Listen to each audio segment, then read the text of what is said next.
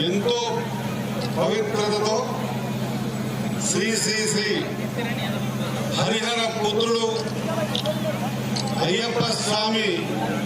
విగ్రహమే కాకుండా గుడి గణస్థము మిగతా అందరు దేవతలందరినీ కూడా ఎట్లా అనిపిస్తుంది నాకు ఈ వాతావరణాన్ని చూస్తే ఆత్మకూరు ప్రజలందరూ కూడా అదృష్టవంతులు. ఎంతో నియమ నిష్ఠతో